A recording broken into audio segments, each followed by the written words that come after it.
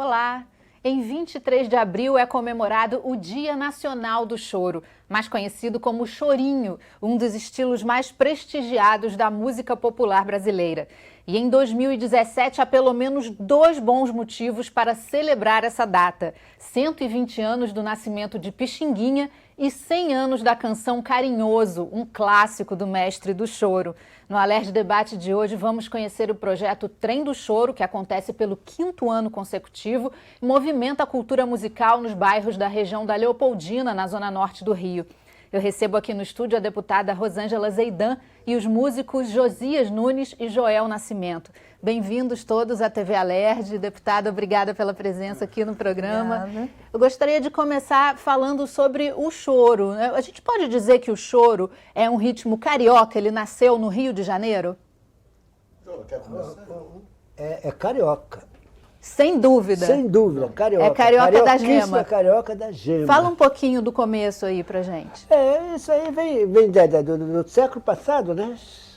1800 e pouco. Começou, não foi, na verdade, essa coisa que deslanchou para o que nós conhecemos como choro. Esse tipo de manifestação cultural, ela começou a ocorrer entre 1510 e 1512, por causa da cultura, né? A chegada da família imperial, o descobrimento do Brasil, essa coisa toda. Então começaram a ensinar. E o brasileiro, o escravo, evidentemente, a população era toda de escravos, tal, mestiços.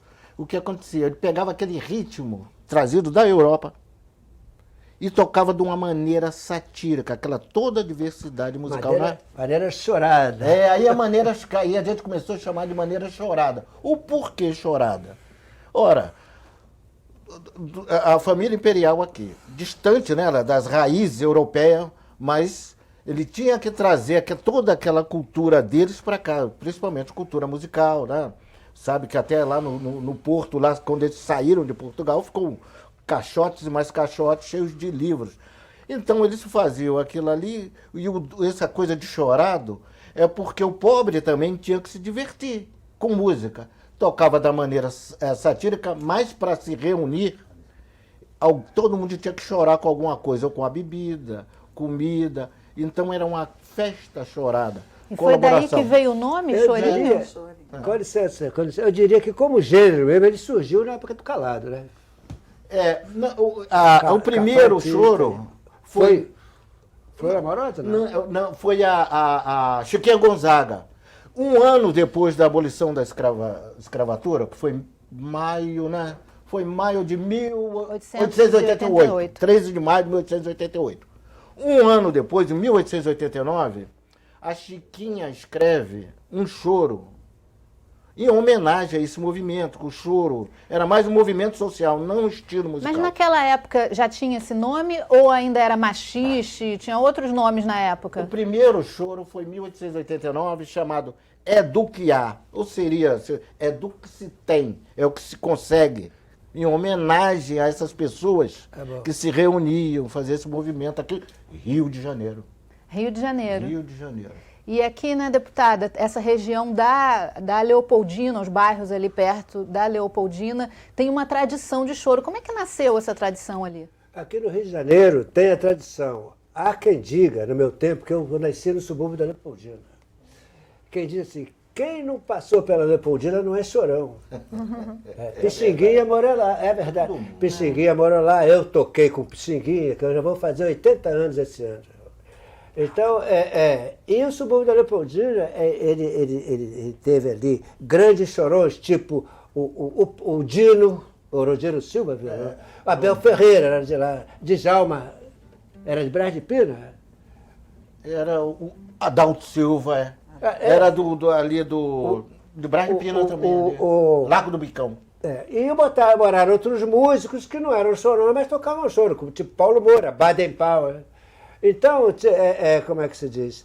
Foi o Jorginho também morou no subúrbio da Leopoldina. Então tem uma infinidade de chorões. o próprio Pixinguinha representou bem, apesar de ele ter morado em Jacarepaguá, mas ele representou bem o choro que hoje é dita a casa dele, é filmada lá na Leopoldina, em Ramos. Zé da Velha, né? Zé da Velha. Zé da Velha também é Leopoldina. O João Nascimento é da Leopoldina. Juí. E o meu irmão, agora, que eu diria o seguinte, o subúrbio da Leopoldina, além disso, proporcionou no Rio de Janeiro um movimento que foi talvez o último grande movimento de choro popular do Rio de Janeiro, que foi o Sovaco de Cobra, que eu tive a honra de ser fundador. Quando foi? Isso começou no final da década de 50.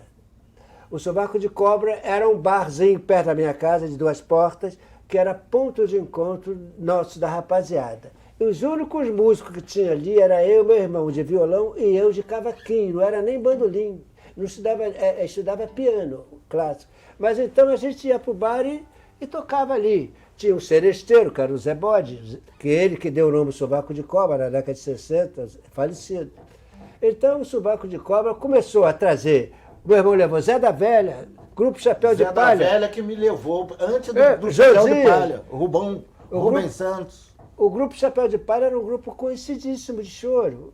Tinha o Valdir, tinha o Jairo, tinha você. Coco Preto. O falecido Rubinho. Rubinho era um pistonista que tocava com Zé da Velha, fazia dupla, que hoje é o Silvério Pontes, mas era o Rubinho, também falecido. O meu irmão também falecido, morreu a maioria toda. Eu estou vendo, 80 anos, né? O único velho aí sou eu. Mas eu cheguei lá, eu te conheci, eu ouvia falar do Joel Nascimento. Aliás, hoje, para mim, eu estou segurando a onda aqui, mas eu estou emocionado. Primeira vez que eu viajei tocando choro foi com Joel Nascimento. E hoje é um reencontro. Para mim isso é emocionante. Quando foi essa primeira viagem? Foi na década de 70, no projeto Pixinguinha. Projeto Pixinguinha. Para mim, eu não conheci, nem conheço. Hoje tem o Hamilton de Holanda, que é um outro fenômeno. Mas o maior, eu nunca vi. O Joel, olha que eu sou um cara durão. Mas o Joel, quando ele tocava, não tinha como resistir. Ele tinha o jeito dele tocar, o bandolim, não é? Você tocava de uma maneira, mas uma sonoridade que você ficava parado. Que geralmente instrumento de corda, eles são iguais, quase o tempo todo igual. Bandolim, bandolim. Mas a sonoridade dele era particular, e ainda é. Aí ele parava assim, aquele silêncio. O dia que eu mais fiquei emocionado com a viagem, no projeto, foi lá no Teatro Guaíra. Em Curitiba. Né? Fui no Teatro Guaíra. Aquele teatro é enorme, cabe uns 3 apartamentos, 4 e mais uma carreta no palco. Aí aquilo lotado, esse camarada começa a tocar ecos. Eu fiquei hipnotizado no palco, assim. Ali eu me apaixonei realmente pelo gênero do choro. Depois dessa declaração, a gente vai querer ouvir um pouquinho. Obrigado pela a minha referência, amiga. Eu fico emocionadíssima com esse reencontro aqui. O Ecos é um choro que eu fiz com 15 anos no cavaquinho. Posteriormente eu fiz uma segunda parte no meu primeiro disco, na Emael Leon, na década de 76, até lancei no Sovaco de Cobra, lembra do lançamento? Eu gravei choro. É uma música que eu faço, eu vou mostrar aqui, a repetição de som, porque ele tem pouca nota. E como tinha pouca nota, eu repeti o som. Então o advogado criminalista falecido Newton Feital que deu o nome de Eco. Tá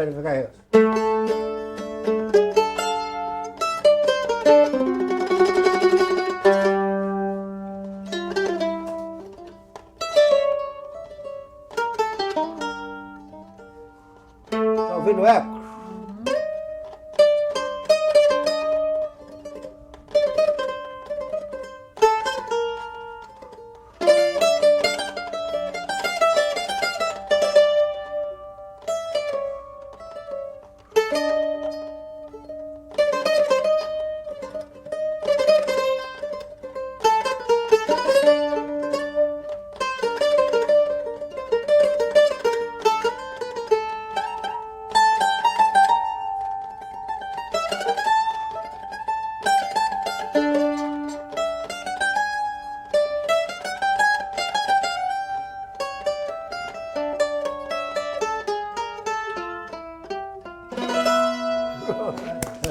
Bravo! O negócio do Ecos, eu mostrei aqui o Ecos.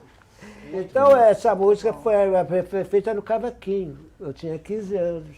Vamos falar em bandolim aqui, vamos falar do Chorão, do Rio de Janeiro, Jacó do Bandolim. Jacó do Bandolim foi referência para todos nós. Jacó do Bandolim foi quem criou a Escola Brasileira do Bandolim.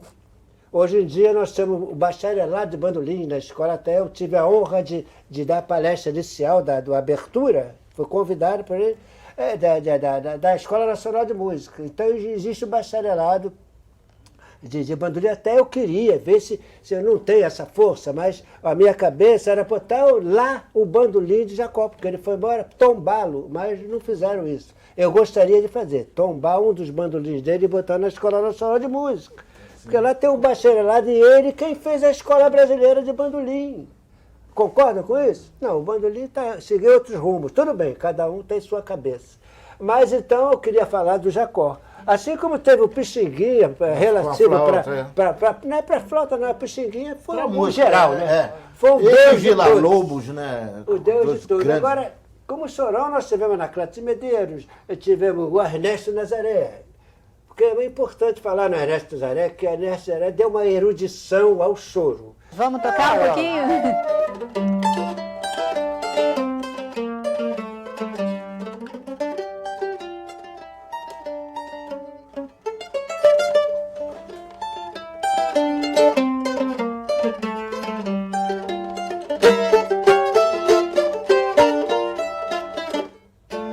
Esse é Nazaré. Então o Nazaré deu uma erudição, que a música dele tem uma erudição, independente do choro. Então eu acho que o Nazaré deu o nome de Tanguinho para dar a diferença do choro. Eu tenho isso na minha mente. Porque... Mas até essa época ainda não tinha nada com o nome de choro. Era falado, mas quem fez isso realmente foi Chiquinho Gonzaga. Foi Chiquinho Gonzaga. E o primeiro choro tinha o nome de Aduquiá. Numa reunião que se chamava Choro, tocava todos os ritmos. E em homenagem a isso, você vê, até o próprio Pixinguinha escreveu aquele choro naquele tempo, que imita as guitarras portuguesas. Aquelas com apogiaturas. As letras no choro, quando a gente escuta o Carinhoso ali. Como é que tá isso hoje? Carinhoso eu acho Carinhoso não pode. É muito difícil. Não, é muito difícil a gente conseguir ver uma letra no chorinho. Né? Porque o chorinho é tão emocionante. Mas como é que é esse conflito? A letra do Carinhoso, né? É porque foi o João de Barro, né? João de Barro que botou a letra do Carinhoso. E pegou, porque o Orlando Silva gravou. Era um cantor das multidões, popular demais, e pegou o Carinhoso até hoje. Né? Eu vou agradecer muito a presença de vocês aqui, a maravilhosa música de vocês. A deputada continua comigo aqui ao meu lado. A gente vai para um intervalo rápido, a Alerj Debate volta já já.